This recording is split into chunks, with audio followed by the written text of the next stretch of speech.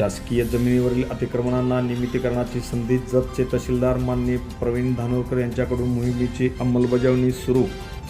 गावरान वगळून अन्य शासकीय जमिनीवरील निवासी अतिक्रमणाच्या प्रश्नाला दिलासा देत जत तालुक्यात प्रशासनाने निर्णायक पाऊल उचलले आहे।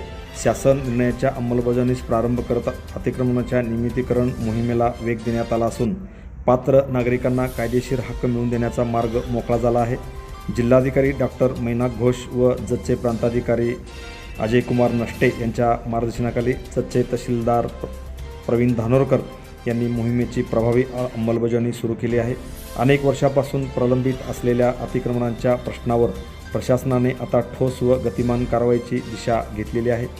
या मोहिमेत 1 जानेवारी 2011 पूर्वीची निवासी अतिक्रमणे ठराविक अटीवर नियमित केली जाणार असून अर्ज सादरीकरण, कागदपत्राची पडताळणी, हरकतीची सुनावणी आणि भूमी अभिलेख विभागामार्फत मोजणी अशा टप्प्यातून अंतिम निर्णय घेतला जाणार आहे। संपूर्ण प्रक्रिया पारदर्शक, वेळबद्ध आणि नियमबद्ध पद्धतीने राबविली जाणार आहे। पात्र नागरिकांना भोगवाटदार वर्ग 2 दर्जा प्रदान करण्यात येणार असून संबंधित जमिनीच्या हस्तांतरणावर 5 वर्षांची बंदी राहणार आहे।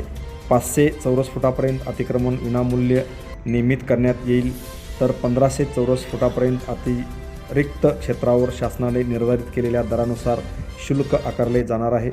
दरम्यान गायरान नदीपात्र, पुरेशा CRZ तसेच सार्वजनिक उपयोगाच्या जागावरील अतिक्रमणे नियमितीकरणासाठी अपात्र ठरणार असून अशा प्रकरणामध्ये नियमानुसार नोटीस देऊन निष्कासनाची कारवाई करण्यात येणार असल्याचा स्पष्ट इशारा प्रशासनाने दिला आहे।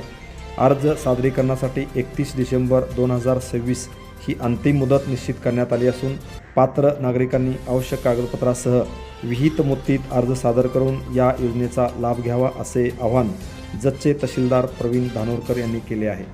Press the bell icon on the YouTube and never miss another update.